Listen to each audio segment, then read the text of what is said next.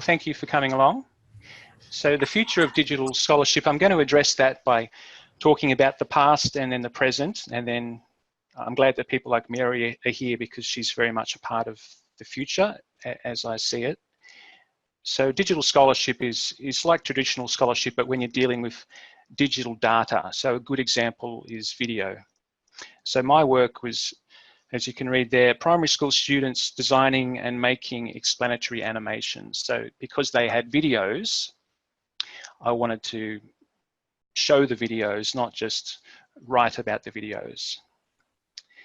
So the way I've laid this out is, it's just a website basically. So there's a term that I'm using called an MTD, multimodal thesis and dissertation. So this is an early example. So 2015, I graduated, and this navigation structure I've set up is arbitrary really, because there's a table of contents which has the same 6 chapters in the same order. It's got the same word count, so it's actually very traditional. So really I think of it as an augmented dissertation because it's got all the words, all the pictures, but it's augmented with video.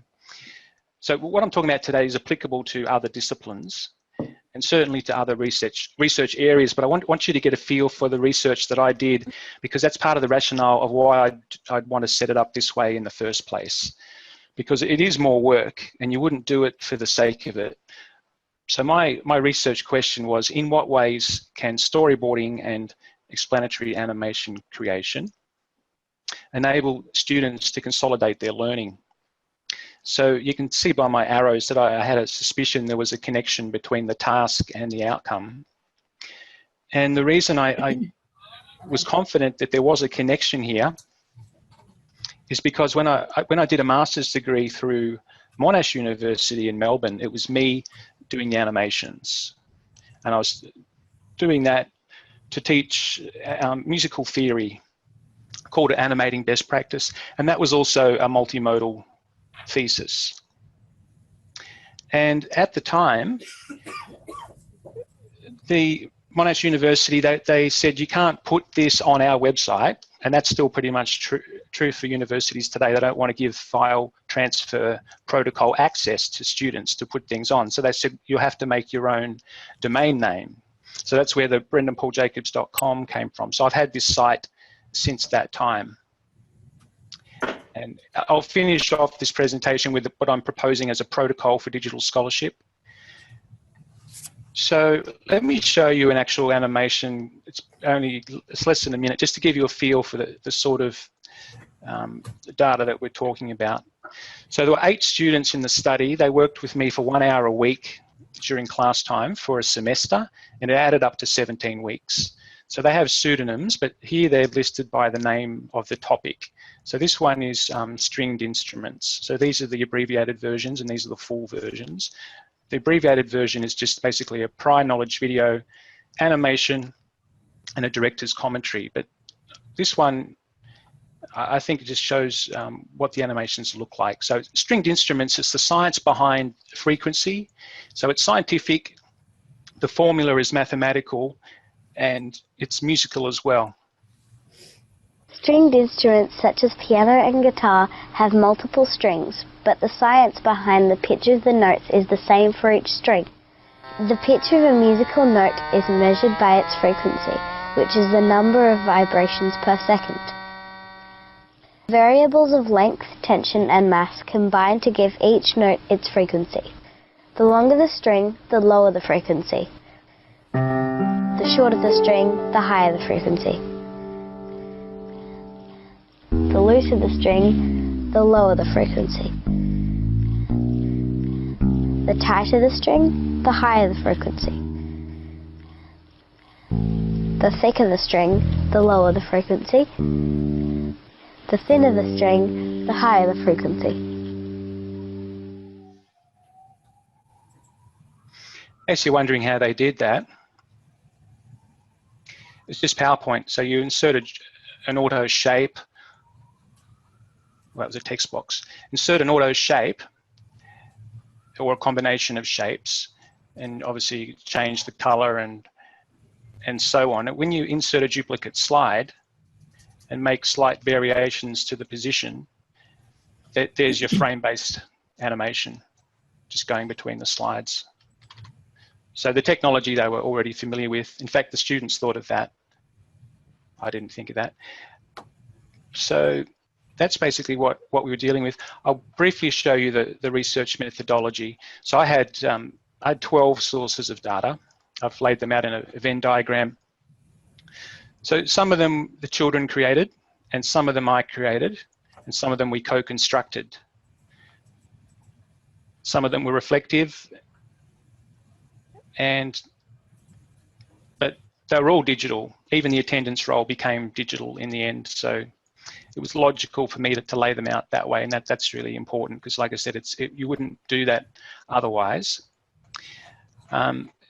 Still with methodology, I'll show you something that I've ended up publishing this in a journal called Mind, Culture and Activity, because activity theory was something I used, but I used Engstrom's triangle as a prism metaphor. It's because certain objects like the storyboard, so the storyboard became the animation. PowerPoint itself was actually modeled, like the layout of it, on the storyboard.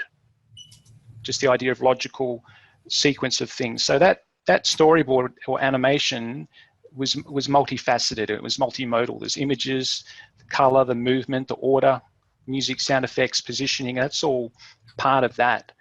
And furthermore, the division of labor, in other words, what the children were working on, they'd segue between being a researcher, a graphic artist, a narrator, even a pedagogical decision maker at different times. And I made some rules, which I published in another journal about, it was called Animating Best Practice, where I'm saying that students, if they have some guidelines to help their decision-making process, it'll keep them on task. So it's basically about making things as short and simple as possible. And also, Vygotsky, who was a pioneer, which his work led into activity theory, he and a colleague called Sakharov came up with a thing called the dual stimulation method, which is the idea that if the student is faced with a task that can only be resolved through the formation of concepts, then the actual path through the task will track their conceptual consolidation. So that even though Vygotsky wasn't talking about animation, I found it was a perfect match for what I was wanting to achieve. So that's getting towards wrapping up what's been done in the past. So the obvious benefit of laying it out in a website is the fact that I can zip around and show you where everything is. So that's the functionality and the ease of use. Just no surprise there. But there were 3 things I was not expecting. So the first one is access to all of the data. So in the data analysis and results, each of the students, I've laid out their work in what I've called a little portrait. So I'm going to show you one more example.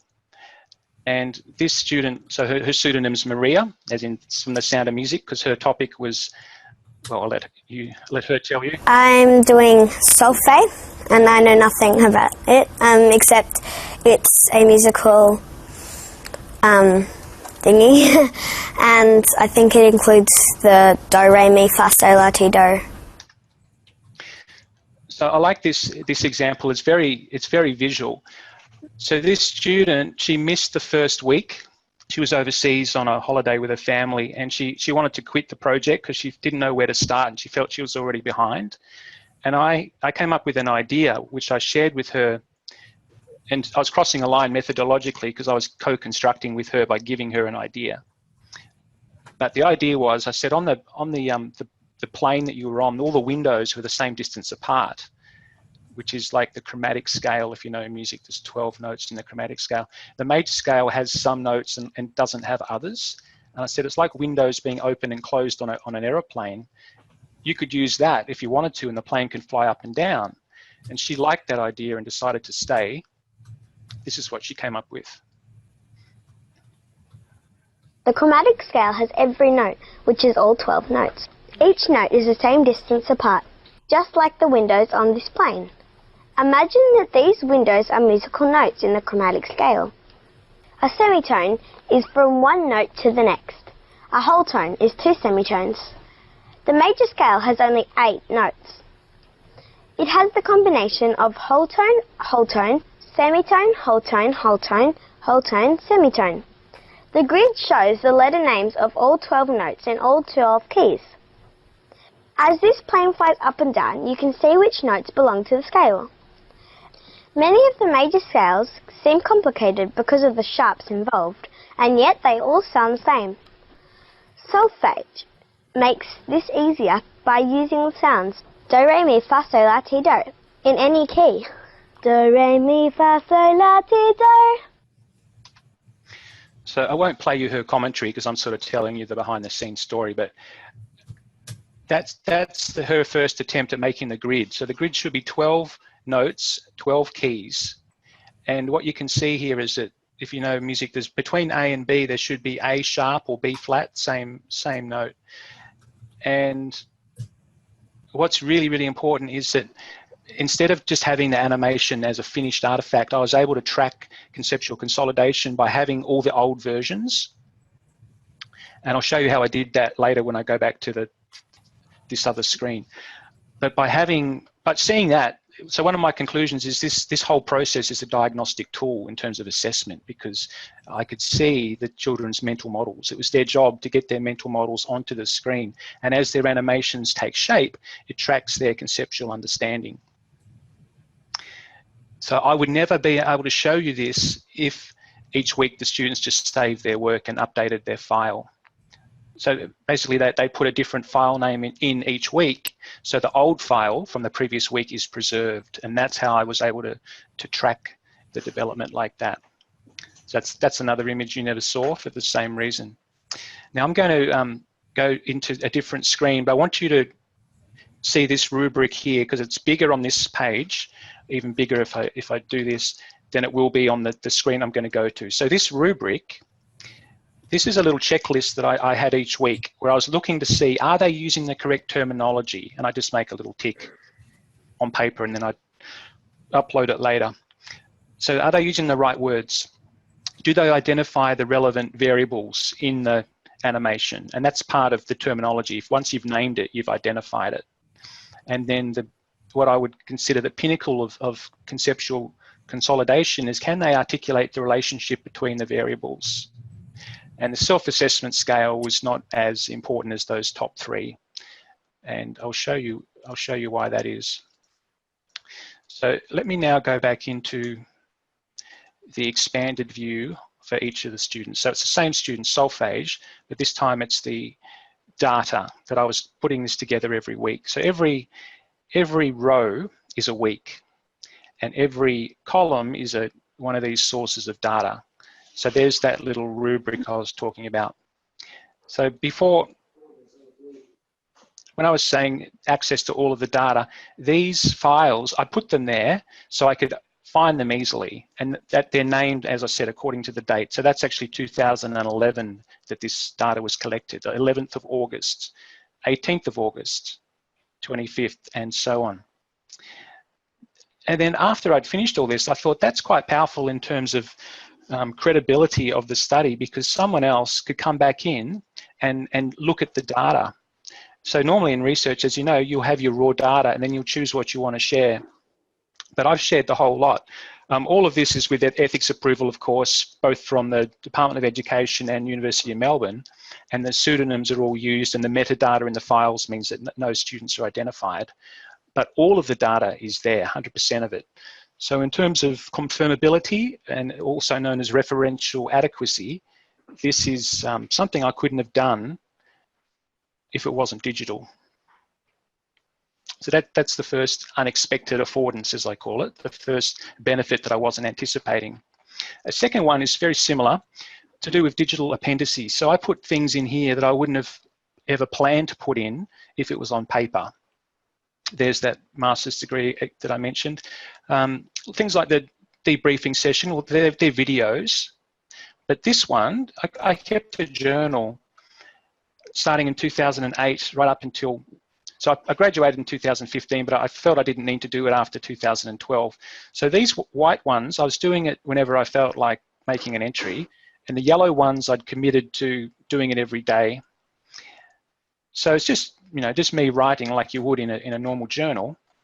But if you add that up, that's 40,000 words. So there's no way you'd include that if it was printed out.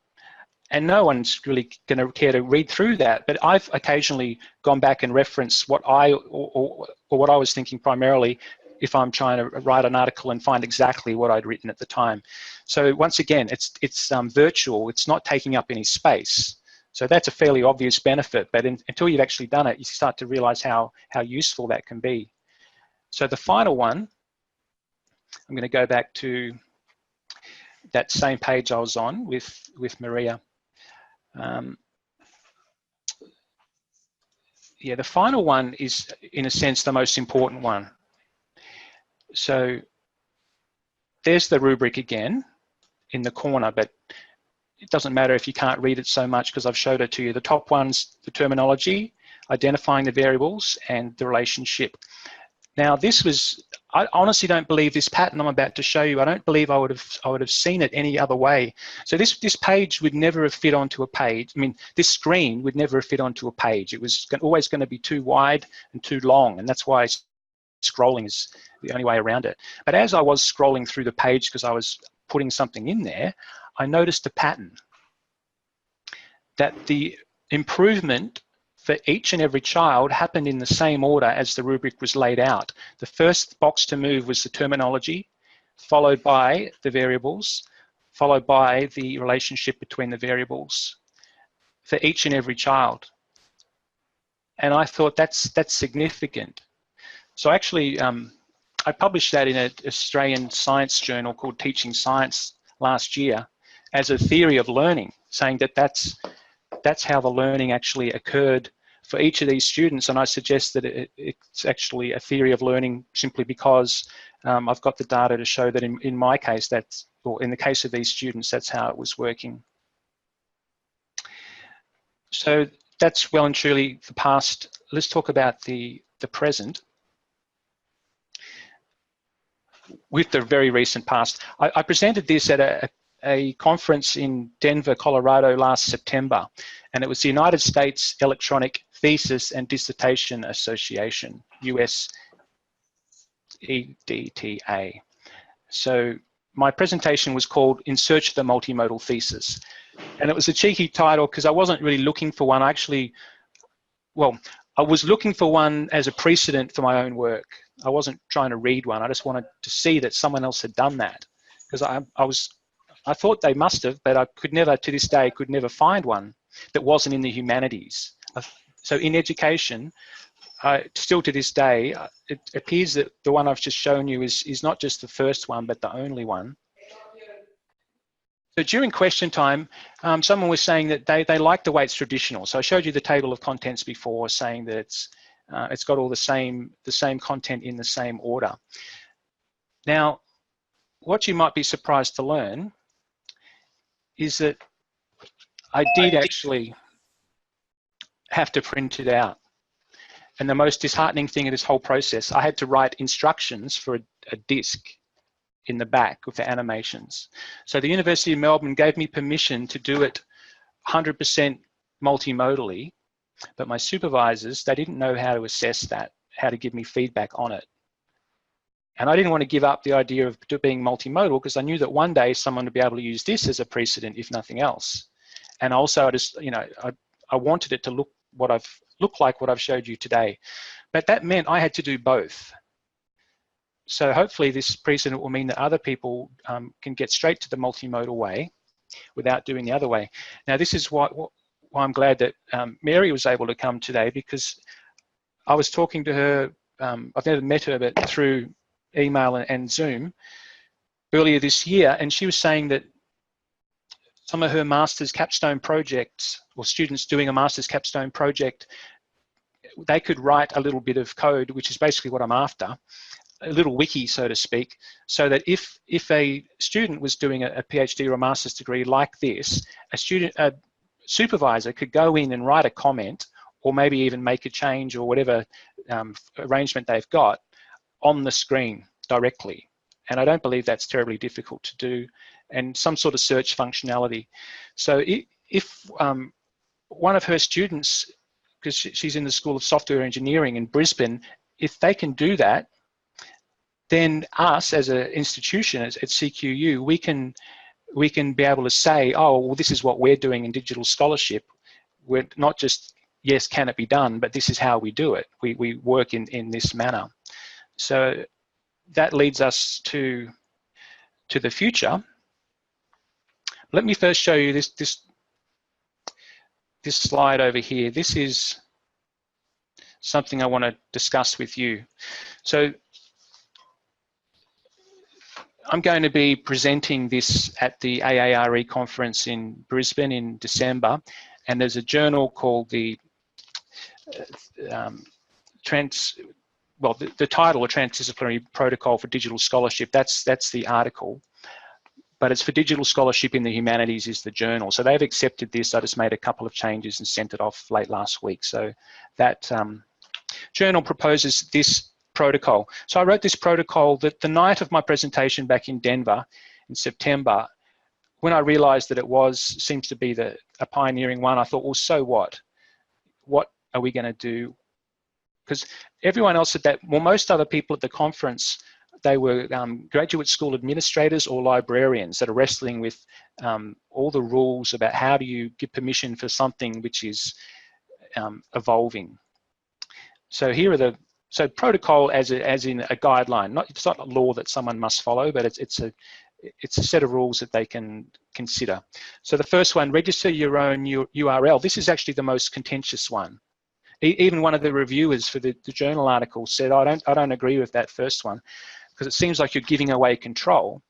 But if you look at the logistics, how else can it work? Universities won't give out access to their domain name. Learning management systems like Moodle have the functionality where it could be on there, but not in its current form. Like, I think a student should be able to name a section and call it conclusion, not some random name that Moodle would generate. So for that reason, I think if you've got your own domain name, you're not limited technically. There's a small expense of around $70 a year, but then you can do whatever you like with it because it's your site. Second one, it leads in from the first. So the dissertator will write, link, upload, and maintain all the files. So anyone that's written a web page will know that a web browser looks for a file called index.html. So as long as everything's linked through that index page, either directly or index can link to something else, and it could be a series of links. But there's, in my case, thousands of files of all different types, but they're all linked together through that one index file. So it's not so much the linking, it's the maintenance of it.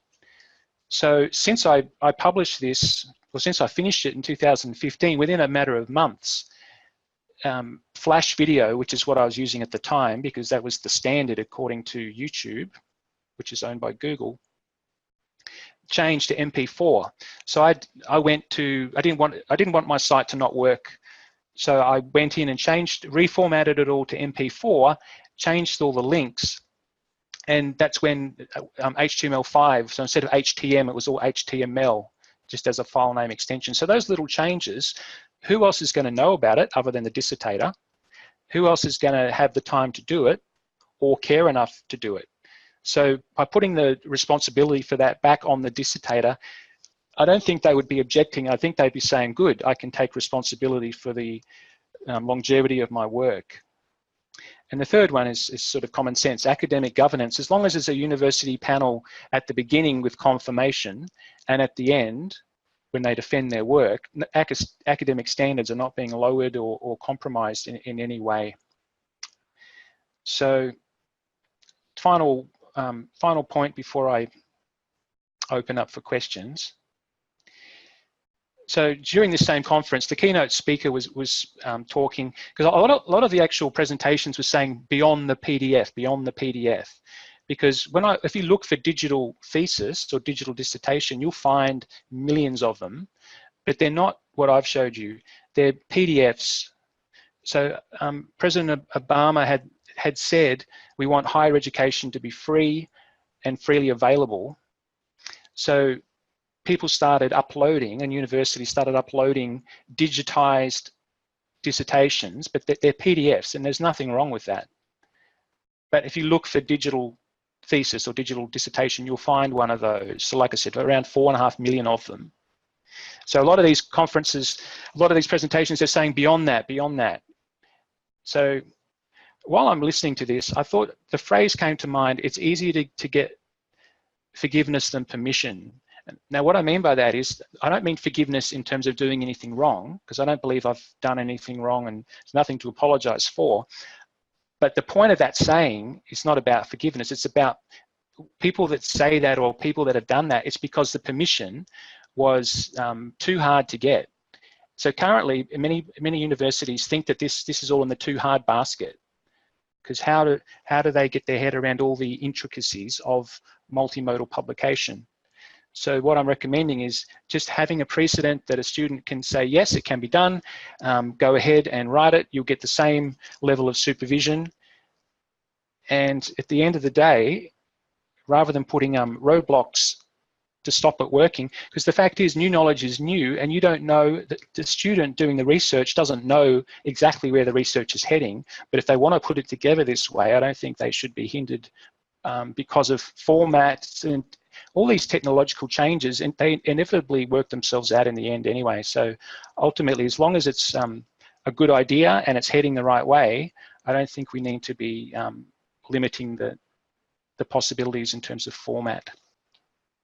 So the future of digital scholarship, I think we're well placed to lead the country with this, because the University of Melbourne, even as of this day, last week even, they've got a section, a phone number in the library for digital scholarship, but there's no one there doing anything about digital scholarship. It's just, it's a term that's becoming a more mainstream, but no one's actually doing anything with it. It's like whoever wants to innovate in that space, all they need to do is start innovating in that space. So with Mary's collaboration and her capstone students, I'd like to think that by the end of this year, we can be doing something with it. And in a sense, and I presented a very similar thing 2 weeks ago for the communities of practice for postgraduate research or for postgraduate supervision. I was saying to them, as in you, and I'm sure some of you here today are more qualified to supervise a student than I am. So I've been approved as an associate supervisor, but to this day, I don't have any students. So I'm sure that'll happen soon. I'm looking forward to it. But you are, for your own students, more qualified than I to be supervising them. And here's the interesting thing. If you are supervising someone working multimodally, if you were to write about that experience, that is something worth publishing as well, because it's new. And I'm sure that you or I or all of us will find unexpected affordances of that process that you might not have encountered in a more traditional format. Okay, any questions about that? Thanks, Brendan. That was really good. I really enjoyed that. Can you just tell me, what did your thesis examiners say? Well, one of them said I should write an article for Teaching Science. So I found out who that was, John Cripps Clark. So he and I wrote this together. And the other one, they both said very positive things about the format. But the funny thing was that they didn't get to see what I showed you today. I was told by my supervisors I should take the website down. So I had a little message on each page saying that during the examination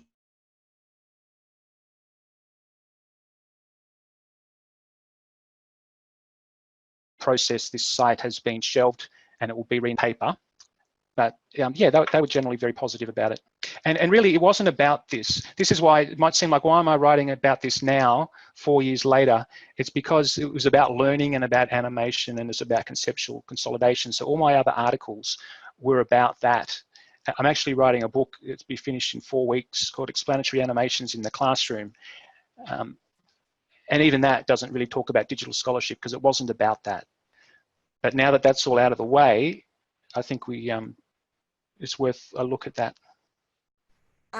Thanks, Brendan. It's Liz here from down at Noosa. So interesting because, of course, I'm in the creative arts where in some ways this type of approach to a thesis is maybe a bit more common than in education, like you were talking about.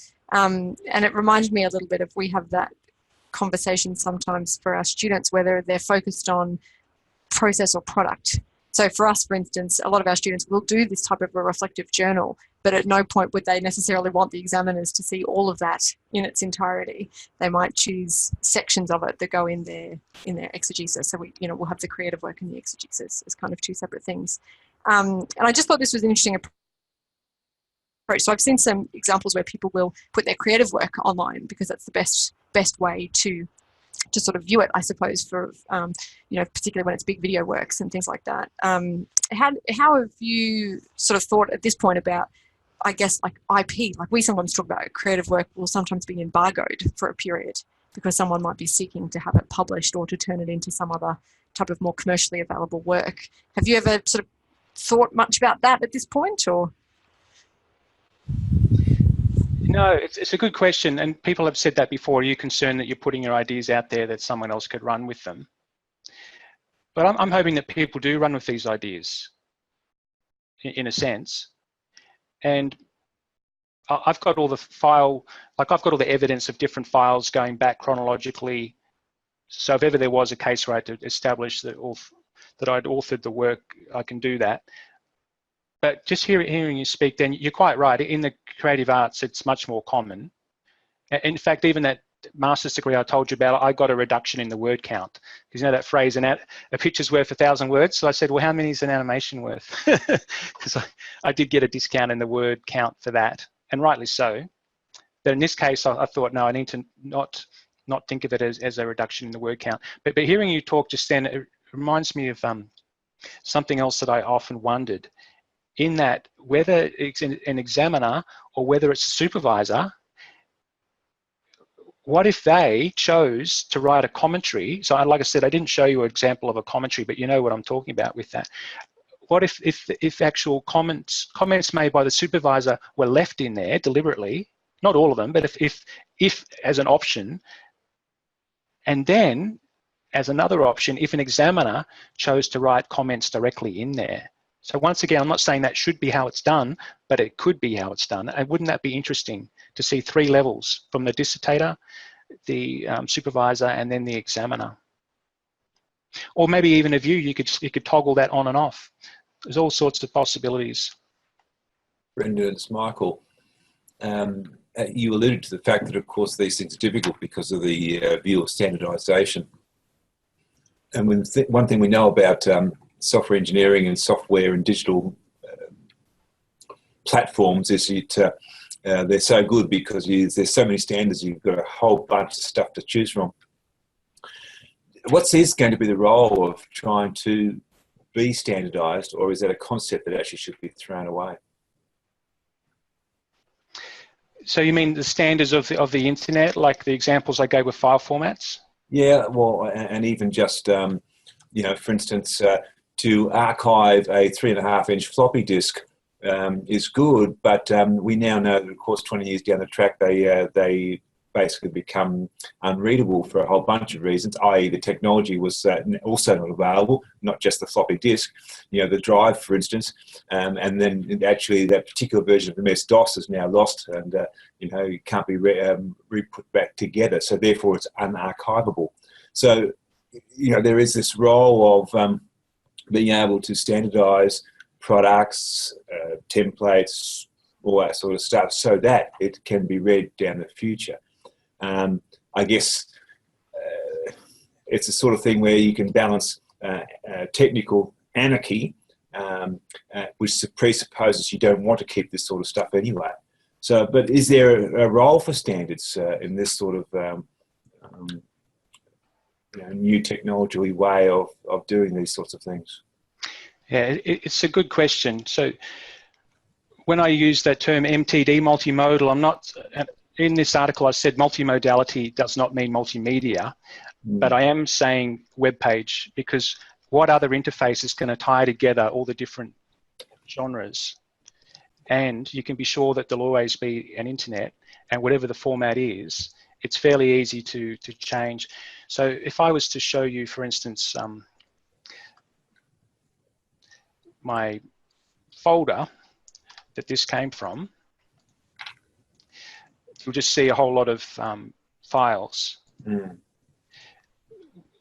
So what I'm getting at here is this folder, that this computer, which is a work computer, I've copied it in here, and I've got subfolders and source files, because you'll always want to have the highest resolution version, and then you scale it down because you can never add quality back in. Now this is actually a much, much reduced version, because the real version is on my Mac, and my way of backing that up, it's not compatible with, I mean, the portable hard drive's not compatible with this system. But I don't care about that, because ultimately it's all online. And the servers where that's housed, they don't care about that, because it's their, all internet providers like that, they back all that up. So in a sense, I don't lose any sleep about file formats.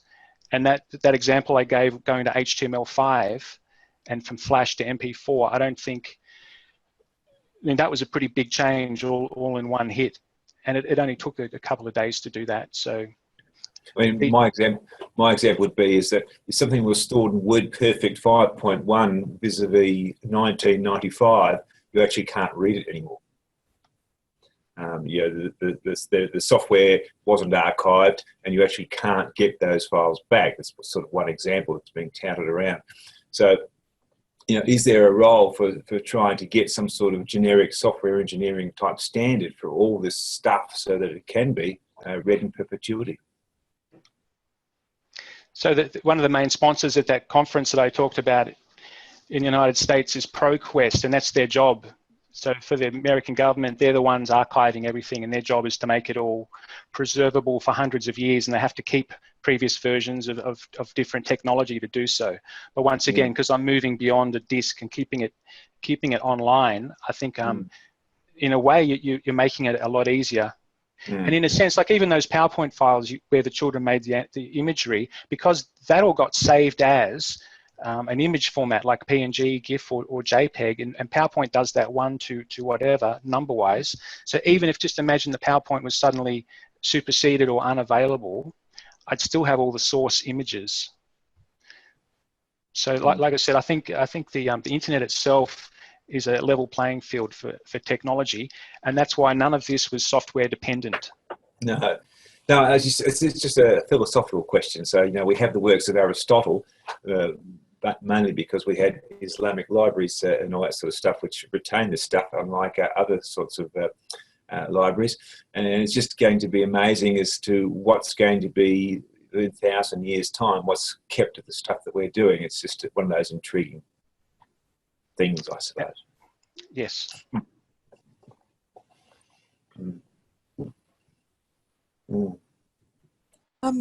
Brendan, I'm just thinking about, you know, clearly you've developed the protocol. You'd like to consider that this is something that we can do in our school. So what further conversations do you want to have about the possibilities of this? Because I can think of, you know, we have a fairly tightly regulated process through our School of Grad Research. I mean, where might you take some of these ideas to perhaps promote this? That's a good question. So I had that community of practice postgraduate supervision presentation 2 weeks ago. Ken Purnell was very excited about some of the possibilities here, and I've met with Sue Davis, who invited me to do this presentation today. Susan Kinnear was an apology, so I'm going to send her a link to the video, because I think it's something she could be interested in. But ultimately, it's not about what I've done only in the sense of saying it can be done this way. Ultimately, it's going to be other people doing things. So currently there's only about 1% of all theses and dissertations have multimedia in them.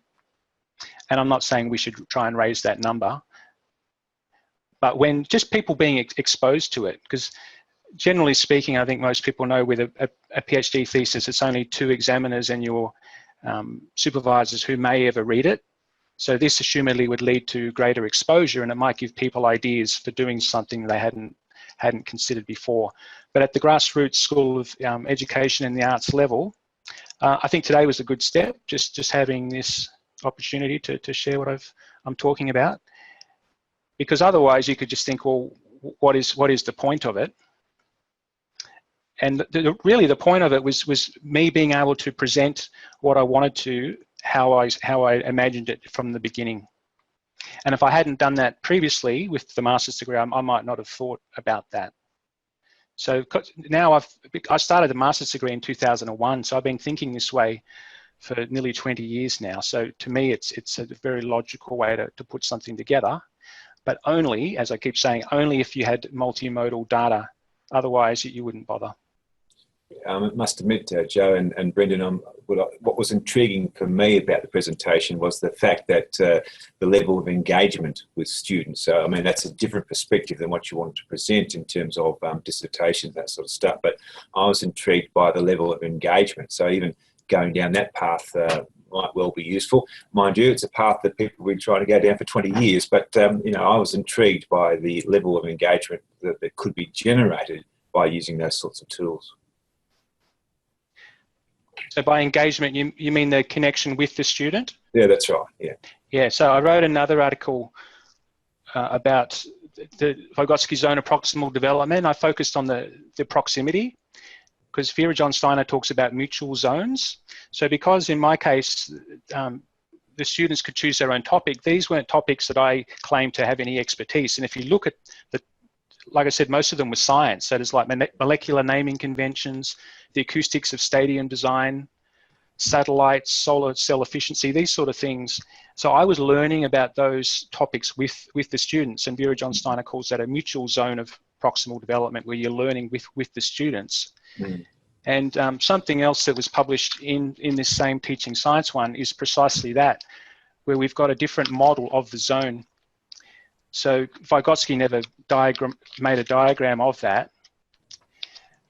But when you see diagrams, it's usually a Venn diagram with the student in the middle and the more capable helper outside.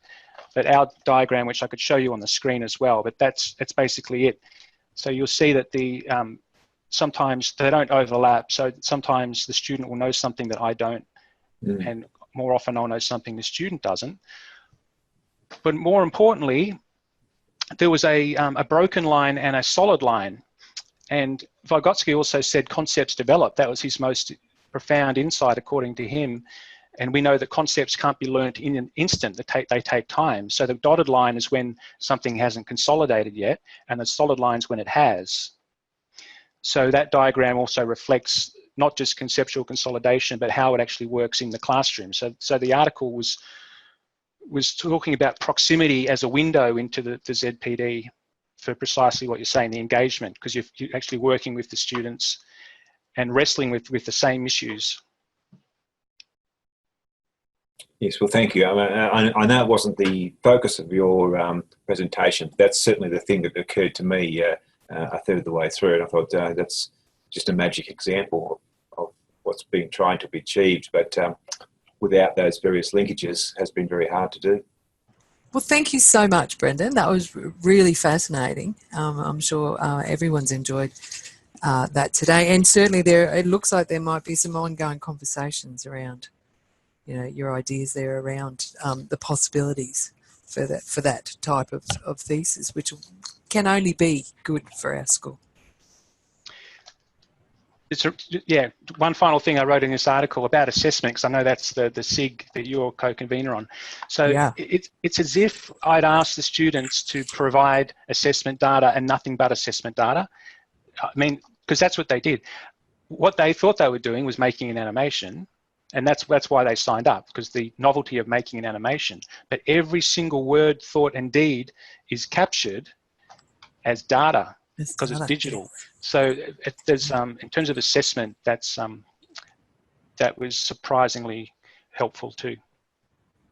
Yeah. But yes, thank you. All right. Okay. Well, I'll edit this and send you a link when I've done that tomorrow. Yeah, good on you. Thanks, Brendan. Thanks, Joe. Thanks, Brendan. Thank All right, you. Bye. Bye.